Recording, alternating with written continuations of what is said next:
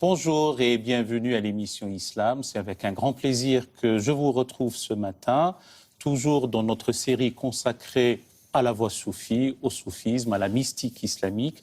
J'ai plaisir à vous présenter aujourd'hui nos deux invités pour parler des grandes figures du soufisme. Et donc pour en parler, nous avons le cheikh Khaled Bentounes. Bonjour, vous êtes guide spirituel de la confrérie Alaouia. Vous êtes fondateur des Scouts musulmans de France et vous êtes président d'honneur de AISA, qui est l'association internationale Soufi Alaouia, dotée d'un statut spécial auprès de l'Organisation des Nations Unies. Et à vos côtés, le professeur Abdelhak Derdouni. Bonjour, vous êtes chercheur au CNRS, astrophysicien. Vous êtes directeur de l'Institut des hautes études islamiques et vous êtes vice-président de l'Institut français des civilisations musulmanes. Et avant de poursuivre ensemble, je vous convie à suivre ce sujet intitulé « Les figures emblématiques du soufisme ». Regardez. Les adeptes des courants mystiques considèrent que le soufisme est né avec l'islam. Selon la tradition, l'archange Gabriel se serait manifesté sous les traits d'un inconnu et aurait interrogé le prophète de l'islam entouré de ses compagnons. Il lui aurait demandé de définir la religion dans ses trois dimensions. Al-Iman, la foi. Al-Islam. Al-Irsan, la perfection, l'excellence. C'est la quête de cette troisième dimension que les soufis recherchent, dans la lignée des premiers disciples, Abou Bakr et Ali, initiés par le prophète au sens caché du message coranique. Au 8e siècle, Rabia al-Adawiya de Bassora incarne de manière incandescente son adoration pour le Créateur. Si de mes yeux je vois, je ne vois que pour lui. Si regardé je suis vu avec lui.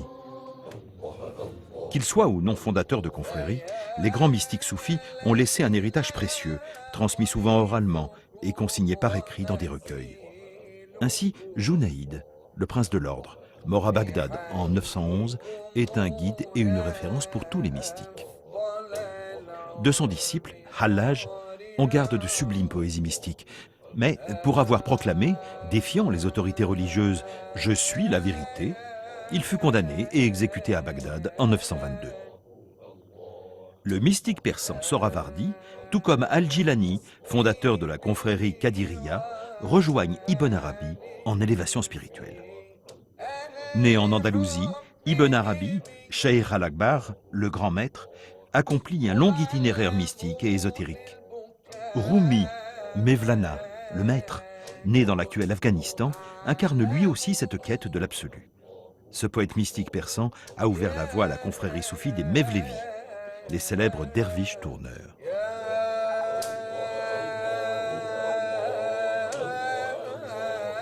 En Inde, avec Moïnuddin Chisti et Amir Khusro, ou en Perse avec Attar, poète et derviche, l'influence du soufisme devient prédominante, avec une empreinte profonde dans la société à travers les confréries. Empreinte dont témoigne aussi Hafiz de Shiraz, poète mystique et philosophe. Ahmed Tidjani, dont le nom rayonne dans toute l'Afrique, ou Ahmed Al-Alawi au Maghreb, ont cherché la voie du détachement de soi et de la perfection spirituelle. Enfin, au Sénégal, le cheikh Amadou Bamba a choisi d'œuvrer pour la justice et la solidarité en fondant la confrérie des Mourides. Cheikh Khaled Bentounes, bien entendu, ici nous n'avions pas une présentation exhaustive de ces grands maîtres. Je vous ai vu en train de suivre ça avec beaucoup d'intérêt. Ils vous parlent, ces maîtres que nous avons cités? Je crois qu'ils nous parlent à nous tous. Leur héritage a marqué la conscience du monde musulman depuis le début, depuis Hassan al-Basri.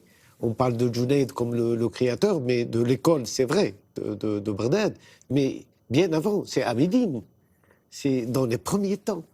Hassan al-Basri n'avait que 14 ans quand Sina Othman ibn Affan a été assassiné.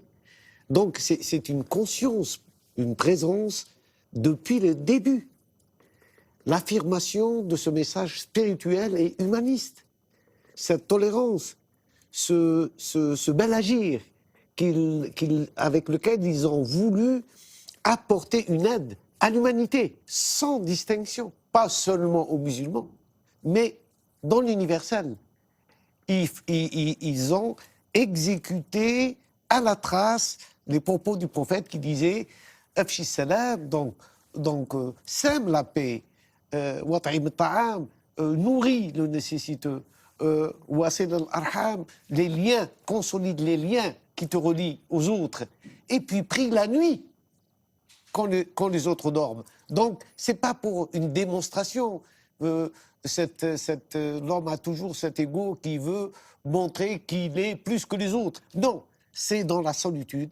Et c'est un islam qui se résume à cette conscience intérieure, cette prise de conscience intérieure, que le lien qui nous unit à l'absolu est un lien qui doit se construire dans l'intime de chacun. Et que nous ne devons pas condamner l'autre en tant que parce qu'il pense autrement que nous, ou lui voit le divin à travers une autre tradition, une autre symbolique. Et c'est pour ça que les soufis disent il y a autant de voies qui amènent vers la vérité qu'il y a d'êtres humains. Abdelhak Guiderdoni, ne serait-ce que pour nos amis téléspectateurs qui n'ont pas suivi les émissions précédentes, pouvez-vous nous rappeler les fondements, les sources du soufisme? Ces fondements, comme ça a été dit par Cheikh Bentounès, remontent au prophète lui-même, alayhi salatu wa salam, c'est-à-dire aux compagnons qui recevaient cet enseignement jour après jour et qui ont essayé de remplir cet ordre coranique d'imiter le prophète. Il y a ce fameux verset où Dieu dit « Si vous m'aimez, suivez le prophète et alors Dieu vous aimera ». Alors le soufisme, c'est la dimension intérieure de l'islam. Oui. Ça montre bien que l'objet dont il s'agit est assez impalpable, assez mystérieux. Pour certains, cela vient du vêtement que les soufis portaient, un souf, c'est-à-dire la laine. Pour d'autres, cela fait référence à ses compagnons les plus intimes du prophète, ceux qu'on appelait les Ahl as-Soufa, ceux qui étaient dans la mosquée même de Médine, la première mosquée, les appartements du prophète, et qui vivaient tout à côté. Et il y a d'autres étymologies encore qui ont été proposées, parce que le mot se rapporte aussi à Safa, la pureté, à la purification. Et en fait, on ne sait pas très bien d'où vient le mot. Et même, il y a cette fameuse boutade qui consiste à dire qu'avant, il y avait la chose sans le mot, et maintenant, il y a le mot sans la chose. En fait, la mystique musulmane, c'est la connaissance du mystère. Mais j'oserais même dire, au sens de saint Augustin, c'est-à-dire non pas quelque chose qu'on ne comprend pas, mais quelque chose qu'on n'a jamais fini de comprendre. C'est l'adoration de Dieu, comme si on le voyait, et si on ne le voit pas, lui nous voit. C'est cette dimension de l'ihsan qui a été rappelée dans le sujet. Donc, dimension intérieure de l'islam, cœur de l'islam. Vous avez écrit un ouvrage qui s'appelait « Le soufisme, cœur de l'islam ». Dimension aussi d'ordre initiatique et ésotérique, au sens où tous ne sont pas appelés à suivre cette voie, qui est une voie d'exigence, qui est une voie d'attraction vers Dieu, mais si tous ne sont pas appelés, ceux qui sont appelés ont, comme ça a été dit par le cheikh Bentounès, le devoir d'aimer l'humanité, à l'exemple du prophète qui lui-même était une miséricorde pour les mondes. Cheikh Khaled Bentounès, vous êtes là, un guide spirituel de la tariqa, de la confrérie alaouia. Comment devient-on un guide spirituel et un maître soufi? Je me pose toujours la question et j'essaye d'y répondre. Et la seule façon d'y répondre, c'est par l'action. Qu'est-ce qu'on fait? Nous sommes tellement dans la finitude. Un être ici, sa vie se résume à quelques années, peut-être 100. Mais qu'est-ce que c'est que 100 ans dans l'éternité? Donc comment traduire ce que Dieu nous a donné? Il nous a donné la vie, il nous a donné l'intelligence, la raison. Et il nous a éprouvés. Par tout cela, il nous éprouve tous les jours. Comment je vais agir avec moi-même, mais aussi avec les autres, ceux qui sont différents de moi? Quelle est mon action? Et en cela, l'islam, tous les vendredis, les imams de toutes les mosquées d'islam, qu'est-ce qu'ils disent à la fin? À la fin du prêche du vendredi, qu'est-ce qu'on dit? Inna Allaha yamurukum. De quoi? Qu'est-ce que vous ordonne Dieu? Al-adl wal-ihsan. Il vous ordonne la justice et le bel agir. Donc nous retombons sur la même question. Est-ce que la finalité de l'islam, c'est de suivre une voie balisée, exotérique, mais qui n'a pas en elle-même, ne porte pas elle une force, une dynamique de ce bel agir, de cette intention sur laquelle on construit sa vie. Donc ce que j'essaye, pour revenir à moi-même, c'est comment traduire ça dans les faits, en éduquant, en conseillant, en apportant tant soit peu une réponse à ceux qui viennent vers moi, quand je le peux, et avec les moyens dont je dispose. Abdelhak Guiderdoni, nous avons vu dans le sujet quelques noms de ces grands maîtres. Y a-t-il quelques-uns parmi eux, ou un particulièrement, de l'enseignement duquel vous vous sentez proche, qui vous inspire, ou dont vous avez étudié l'œuvre? C'est une question très difficile, parce que, évidemment, chaque maître apporte quelque chose à la fois d'éternel, puisque c'est la nature humaine telle que Dieu l'a voulu, hein, la nature prophétique qui se manifeste dans chaque être humain de façon mystérieuse et secrète, et en même temps, chacun apporte quelque chose de particulier. Au début du sujet, il y a eu le rappel de deux figures qui sont très importantes pour tous les gens du soufisme, hein, c'est Al-Junayd et Al-Hallaj, hein, contemporain, puisque Al-Hallaj était le disciple de Junayd, et c'est un peu une certaine polarité qui s'est manifestée à ce moment-là. Donc on est au début du Xe siècle à Bagdad, et il y a le saint ivre de Dieu, Al-Hallaj, hein, qui a des shatahat, c'est-à-dire des exclamations extatiques dans lesquelles il ne voit plus la différence entre lui et Dieu. Son ego est tellement annihilé qu'il parle finalement seulement dans la présence d'Allah, subhanahu wa ta'ala. Et donc, malheureusement, Hallaj finira sur l'échafaud. Et puis, il y a Junayd, qui est le défenseur d'un soufisme qu'on appelle sobre, par opposition au soufisme ivre de Hallaj. Et le soufisme sobre, c'est celui de la domination des états spirituels. C'est-à-dire qu'effectivement, l'intériorité de Junayd est la même que celle de Hallaj, dans la mesure où on peut le savoir, mais Junayd ne le manifeste pas ou le manifeste à travers les cadres de la loi, c'est-à-dire du Coran et de la Sunna, mais vivifié par l'esprit, parce qu'il ne s'agit pas évidemment d'être à la lettre, mais dans l'esprit. Et il y a cette fameuse phrase de Junayd qui dit que sa voix est limitée par le Coran et par la Sunna. Donc il y a d'un côté les soufis ivres de Dieu et de l'autre les soufis sobres, mais les soufis sobres sont en fait secrètement ivres. Vous nous avez évoqué deux maîtres, disons, d'Orient, de Bagdad. Il y a celui d'Occident, l'Occident andalou, l'Occident islamique. Avant même de revenir à Damas, il y a Ibn Arabi, le plus grand maître. Il y a aussi Sidi Boumedienne, Chouaïb, qui a marqué aussi d'une empreinte très spécifique, à la fois l'Occident et l'Orient. Il nous a laissé des trésors, des perles, à travers son enseignement, sa vie, son expérience. C'était un andalou. C'est quand même paradoxal que de voir que de telles figures aujourd'hui, nos enfants ne les connaissent pas. Et ceux qui les connaissent, ils les connaissent à travers un prisme, disons, déformé. Parce soit on les élève très haut et on en fait des saints pratiquement intouchables, soit on les méprise et on dit c'est des gens de la superstition.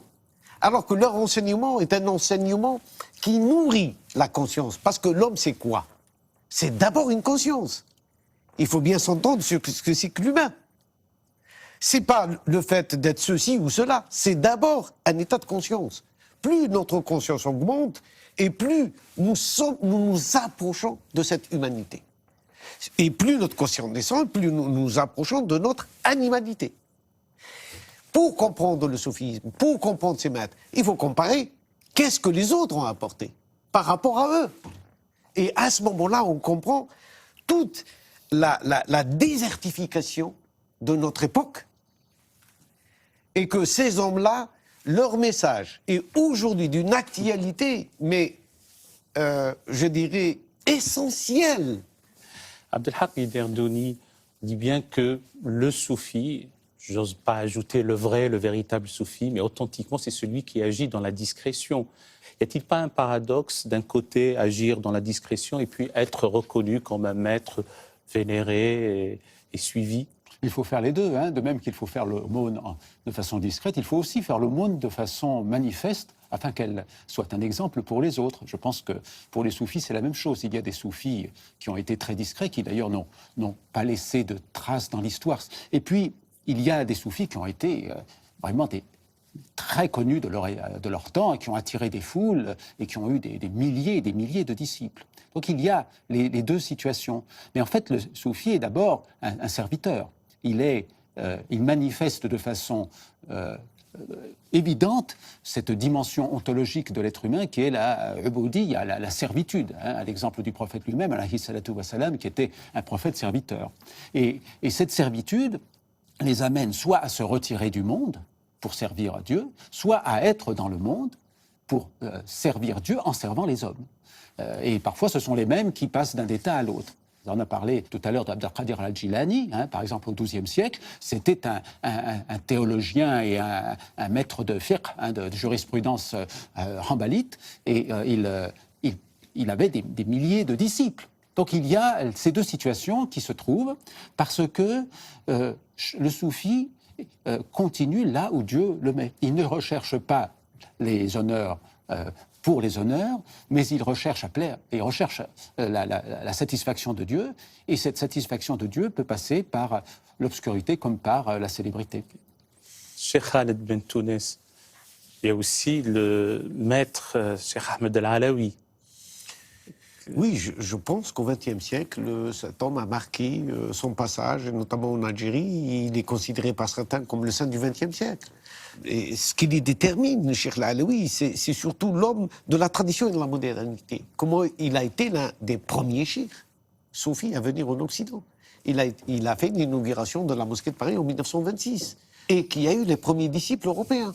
Et ça, c'est assez exceptionnel. Donc, il a été un lien.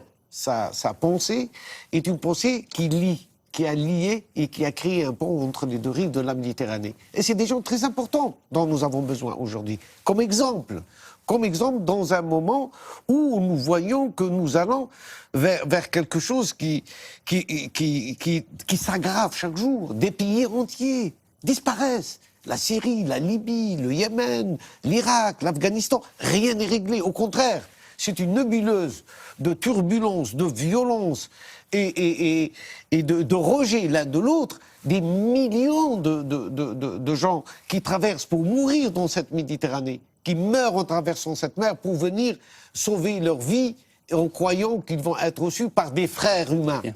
Donc là, leur pensée est importante.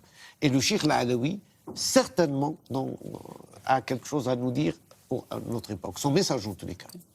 Abdelhak Niderdouni, en ces temps justement de turbulence, d'incertitude, de barbarie, de violence, les maîtres spirituels ont un rôle à assumer, des messages à faire passer. Y a-t-il quelque chose à transmettre? Oui, l'enseignement de ces maîtres, c'est qu'il faut d'abord se changer soi-même avant d'espérer changer le monde. Sinon, on apporte dans le monde le chaos intérieur qui est dans chacun de nous.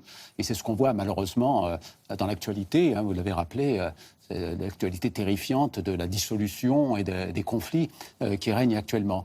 Et en fait, je pense que l'humanité est en perte de repères dans toutes les ères civilisationnelles. Cela vaut pour l'Occident comme cela vaut pour le monde musulman qui, malgré sa foi, a perdu le sens de cette foi. Le sens de cette foi qui est le progrès spirituel et l'amour du prochain. Et donc, effectivement, les soufis ont leur mot à dire actuellement pour changer cet état de choses et témoigner de la véritable vocation de l'être humain qui n'est pas de semer le chaos, mais au contraire d'essayer de donner la paix et l'amour à chacun d'entre nous. Cheikh Khaled Ben Tounes, vous-même, comme guide spirituel et maître soufi, avez un enseignement qui est suivi par ceux et celles qui y sont sensibles. Oui, j'aime pas le maître soufi. Je ne suis pas maître soufi. Je suis quelqu'un qui essaye de faire quelques pas dans la trace et dans la voie de ces maîtres. Le soufisme aujourd'hui devient une voie qui nous interpelle, qui interpelle le monde musulman. Retrouvez votre spiritualité, c'est-à-dire votre colonne vertébrale. Le soufisme a été le lien qui a toujours uni l'Orient à l'Occident. Ces maîtres spirituels ont toujours joué le rôle de lien. Les Occidentaux partirent en Orient, les Orientaux venaient. Il n'y avait pas cette notion d'individualisme exacerbé, de nationalisme qui a détruit cette notion de la Oumma, de cette Oumma une et indivisible, mais qui cherche à d'abord, pas contre quelqu'un d'autre, mais qui cherche à apporter la justice, le bel agir, cette notion de chevalerie qui est la foutouah, à laquelle se sont attachés tous les maîtres, qui ont formé des jeunes depuis l'époque prophétique. Rasoul alayhi salatu wassalam a été le premier initié à la foutouah. Il a initié Ali, qui a initié ses enfants, etc. C'est la jeunesse, la prise. La foutouah étant la chevalerie spirituelle. La chevalerie spirituelle. Et il ne disait pas la afdaliyata arabi ala ajami, wala abyada ala aswad. Donc pas de supériorité d'un arabe sur un non-arabe ou d'un blanc sur un noir. Donc ça, c'est des éléments fondamentaux dont l'éducation est à conscientiser un être qui aujourd'hui se trouve dans une mondialisation exacerbée, dans un matérialisme de plus en plus déroutant, et une technologie qui, tout en nous servant, nous dessert. Abdelhak Guiderdouni, dans cette nébuleuse de factions, de courants et aussi d'obédience, les maîtres soufis, de par leur sagesse, transcendent les clivages confessionnels. Ils essaient de retrouver le cœur vivant de l'islam, la source prophétique, la source première. Et donc les divisions, ce sont des adaptations aux circonstances historiques ou géographiques, mais elles ne sont pas fondamentales. Et effectivement, les grands maîtres soufis ont eu des disciples de tous les pays, de toutes les classes sociales, parfois même de toutes les confessions, parce que quand Jalaluddin Rumi, dont on parlait tout à l'heure dans l'émission, a été rappelé à Dieu, les témoignages que nous avons, c'est que les gens de toutes les confessions ont suivi son enterrement. Et la sainteté, je crois que nous avons oublié ce que cela signifie. Il y a des hommes et des femmes, d'ailleurs, on aurait pu en parler également, qui manifestent une humanité réelle ou la présence de Dieu, ce qui est d'ailleurs les deux faces du même mystère, hein, d'une façon tellement évidente que toutes les barrières sautent et qu'on retrouve, face à ces gens-là, on retrouve sa véritable humanité. Hein. On dit parfois que le maître spirituel ou le saint, c'est celui en face duquel on se sent meilleur, parce qu'on se sent justement conforme à ce que Dieu veut de nous. Vous avez à juste raison évoqué les femmes mystiques, les femmes musulmanes, les femmes soufis. Il y avait dans le reportage de Marie-Annick Le Guen, Rabia al-Adawiya. Avant de vous quitter, chers amis téléspectateurs, je vous présente les ouvrages qui nous ont servi comme base de discussion ce matin. Le vôtre, chez Khaled Bentounès, L'homme intérieur à la lumière du Coran, chez Albin Michel, dans la collection Spiritualité vivante. Le soufisme, voie mystique de l'islam, de Thierry Zarkon, chez Gallimard, dans la collection Découverte. L'imagination créatrice dans le soufisme d'Ibn Arabi, avec la préface de Gilbert Durand et l'ouvrage d'Henri Corbin, aux éditions Entrelacs. Vous avez évoqué Hallaj, Abdelhak Guiderdouni. On a ici son recueil, le Diwan, le recueil d'Al-Hallaj, les grands textes spirituels aux éditions du Rocher. Vous avez parlé aussi de Rumi, le maître Rumi, le livre du dedans. Donc c'est un texte qui a été traduit et présenté ainsi qu'annoté par Evad Vitré-Meherovic dans la collection Spiritualité aux éditions Babel. Rabia, dont vous avez évoqué son importance comme femme mystique, une femme soufie en islam, Rabia al-Adawiya, aux éditions Entrelacs de Jean Annesté. L'ouvrage coécrit par Leili Anvar et Makram Abbas, Trésor dévoilé, une anthologie de l'islam spirituel aux éditions du Seuil. Et je finis par votre ouvrage, chez Khaled Bentounès, La thérapie de l'âme, aux éditions Koutoubia.